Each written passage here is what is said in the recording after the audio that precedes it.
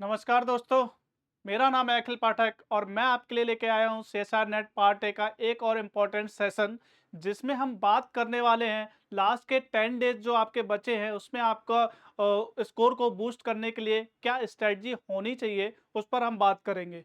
तो यहाँ पर अगर आप देखेंगे तो आपके केवल 10 दिन बचे हुए हैं। इसमें आपने जो भी अभी तक पढ़ा है उसको इनहेंस कैसे करना है, उसको श्योर कैसे करना है। जो भी आपने टॉपिक पढ़ा है अगर उस टॉपिक से क्वेश्चन आ जा रहा है तो उसको आपको सॉल्व कर लेना है। ऐसा नहीं कि जो आपने टॉपिक पढ़े हुए हैं वो भी आपसे सॉल्व नहीं हो पा रहे हैं। तो लास्ट के 10 डेज में इसी स्ट्रेटजी पे हम बात करेंगे। अगर आप यहाँ पर देखेंगे तो ये लिखा हुआ है डूज एंड डोंट।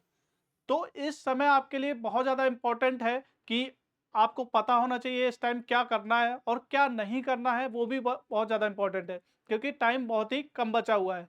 तो अभी हम इस पे बात करेंगे। तो अगर हम पहले देखें तो 6 नेट पार्ट ए में आपके 20 क्वेश्चंस पूछे जाते हैं जिसमें आपको 15 क्वेश्चन अटेम्प्ट करने हैं।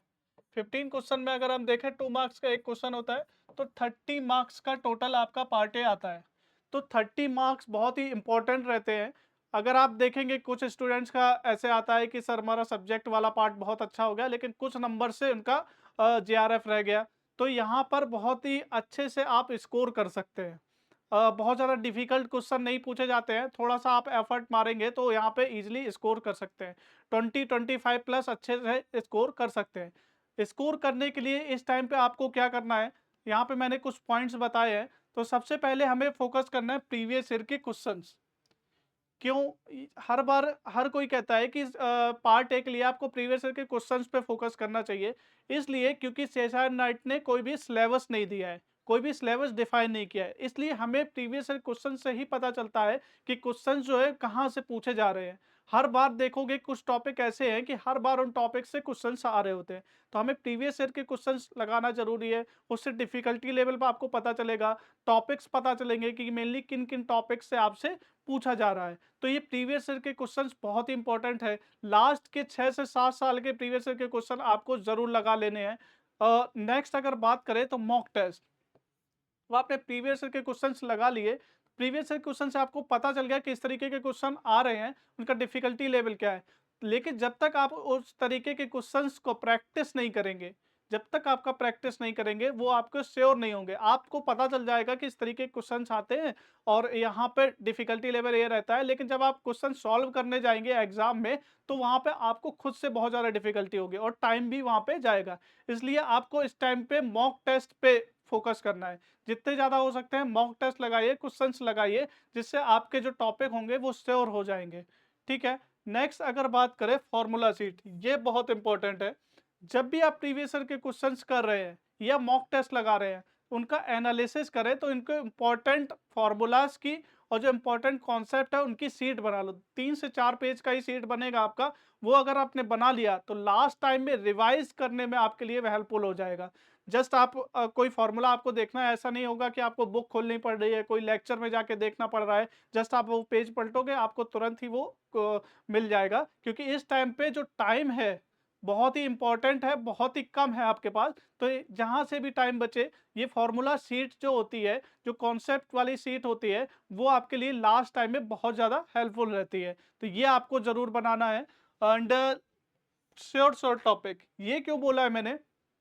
अभी आप देखेंगे कि टॉपिक जो है पार्ट ए में बहुत सारे पूछे जाते हैं क्योंकि सिलेबस डिफाइन नहीं है। एक मैंने वीडियो भी बनाया था किस तरीके से आप टॉपिक कौन कौन से पूछे जाते हैं, वो मैंने आपके लिए बनाया है। अगर आपने नहीं देखा है तो एक बार जाके देख सकते हैं।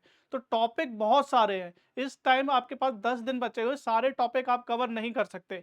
तो इस टाइम आपका फोकस होना चाहिए जिसमें आप कंफर्टेबल है, आपको लगता है ये टॉपिक मैं जरूर कर लूंगा। होना ये चाहिए जो आप पढ़ रहे हैं उससे अगर क्वेश्चन आए वो नहीं छूटना चाहिए, वो आपको स्कोर करना ही करना है। तो यहाँ पे श्योर टॉपिक आपको खुद से डिसाइड करने पड़ेंगे। ये कोई दूसरा नहीं बताएगा आपको। आपको पता है कि आप किस टॉपिक में ज़्यादा कंफर्टेबल हो, किस टॉपिक पे आप इजीली स्कोर कर सकते हो, तो वो टॉपिक आपको पकड़ लेने हैं। और टॉपिक मेनली पकड़ना वो जो जिससे मेनली हर बार क्वेश्चंस पूछे जाते हैं। तो मैं आपको अभी दिखाऊंगा कि किस तरीके के टॉपिक्स हैं जिन पे हर बार मेनली क्वेश्चंस पूछे जाते हैं, तो वो आप पिक कर सकते हैं। नेक्स्ट अगर बात करें, don't waste time on one question. जब भी आप मॉक अटेम्प्ट कर रहे हैं या रियल एग्जाम में बैठे हैं, तो एक पर्टिकुलर क्वेश्चन पे बहुत ज़्यादा टाइम नहीं देना है। अगर बहुत ज़्यादा टाइम देते हैं तो आपका एक तो टाइम भी जाता होता है। अगर आपको लग रहा है कि आपसे सॉल्व हो सकता है तो उस पे सेकंड अटेम्प्ट मार लो, लेकिन एक बार में उस पे बहुत ज़्यादा टाइम नहीं देना है, क्योंकि टाइम आपके पास बहुत कम है, चाहे अभी देख लो मॉक टेस्ट में या फिर आप रियल एग्जाम में जब भी बैठे होंगे। तो एक क्वेश्चन पे बहुत ज़्यादा टाइम आपको नहीं देना है, ये बहुत ही इंपॉर्टेंट पॉइंट है। और रीड क्वेश्चन केयरफुली, ये क्यों इंपॉर्टेंट है?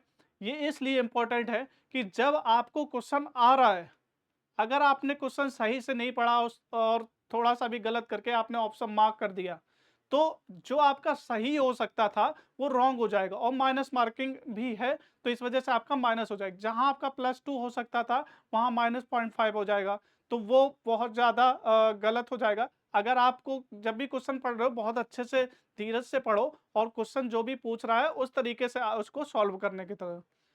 अब आप कहेंगे सर ये बहुत ज़्यादा चीज़ें हो गई, लास्ट में लास्ट 10 डेज़ में हम इसको कैसे कवर करेंगे? तो इसके लिए मैंने आपको लिए ऑलरेडी कई सारे वीडियोज़ बना दिए हैं। जैसे हम बात करें टॉपिक आस्क इन पीवाईपीज़, इसके लिए आपको बहुत ज़्यादा मेहनत करने की नीड नहीं है। हमारी टीम ने इस पे मेहनत करी है। लास्ट के 7 से 8 साल के जो भी प्रीवियस पेपर्स थे उनको खंगाला, उनको देखा कि किस टॉपिक से मेनली क्वेश्चंस आ रहे हैं, वो आपके लिए बना के दिया है। अगर आप देखेंगे मैं आपको दिखा देता हूँ, इस तरीके के वीडियोज़ हम बना रहे हैं ऑलरेडी। इसमें अगर आप जाके आप देखेंगे तो आपको पता चल जाएगा कौन-कौन से टॉपिक आते हैं, किस पे आपको ज़्यादा फ़ोकस करना चाहिए। साथ में हम लोगों ने already number system, clock, probability, permutation and combination ये टॉपिक्स कवर कर लिए हैं, तो यहाँ पे जाके आप अच्छे से इसको कवर कर सकते हैं। ये सारे टॉपिक्स हम ऑलरेडी कवर कर चुके हैं। ये टॉपिक वो है, हमने पहले वो टॉपिक पिक किए हैं जिससे श्योर क्वेश्चंस आते हैं। हर बार क्वेश्चंस आपको देखोगे तो नंबर सिस्टम से हर बार क्वेश्चन आपको देखने को मिलेगा। क्लॉक से, प्रोबेबिलिटी से, इनसे मोस्टली क्वेश्चंस आते हैं, इसलिए हमने पहले ये टॉपिक कवर करे हैं। अब आगे भी और भी टॉपिक हम इसको कवर करते रहेंगे। तो लास्ट 10 डेज़ में आपकी स्ट्रैटेजी यही होनी चाहिए कि आपको काम रहना है पहले तो, और दूसरा प्रीवियस ईयर के क्वेश्चंस को फोकस करके आपको फॉर्मूला शीट बनानी है और अच्छे से प्रैक्टिस करनी, मॉक टेस्ट ज़रूर देना है। अगर आप होता क्या है कि स्टूडेंट्स प्रिपरेशन करते रहते हैं, क्वेश्चन सॉल्व करते हैं, लेकिन उनको एक आदत नहीं होती है एग्ज़ाम वाले माहौल की। तो आपको एक मॉक टेस्ट ज़रूर देना है, एक नहीं कई सारे मॉक टेस्ट अभी देना है, 10 दिन बचे हुए हैं। 10 दिन में अगर 1 दिन छोड़ के भी देंगे, तो 4 से 5 मॉक टेस्ट आपको ज़रूर देना है, जिससे आपकी एक अच्छी प्रैक्टिस हो जाएगी और एक एग्ज़ाम में किस तरीके से अटेम्प्ट करना है। पार्ट ए को पहले अटेम्प्ट करना है, पार्ट बी को अटेम्प्ट करना है, ये भी आपको डिसाइड करना है। तो इससे जब आप मॉक टेस्ट अटेम्प्ट कर रहे होंगे, तो आपको पता चल जाएगा कि आपका कहाँ से पहले आपको अटेम्प्ट करना चाहिए सो दैट आप मैक्सिमम स्कोर्स कर सको। तो आई थॉट आपको ये वीडियो हेल्पफुल रहा होगा। अगर ये हेल्पफुल रहा आपके लिए तो प्लीज़ लाइक करिए, और भी हम इस तरीके के टॉपिक्स जो है speed, time and distance and बहुत सारे टॉपिक्स जो है, डेटा इंटरप्रिटेशन या वेन डायग्राम, इस तरीके के टॉपिक्स हम आगे और लेके आएँगे।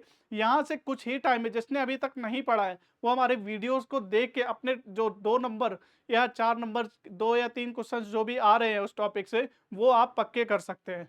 Thank you everyone.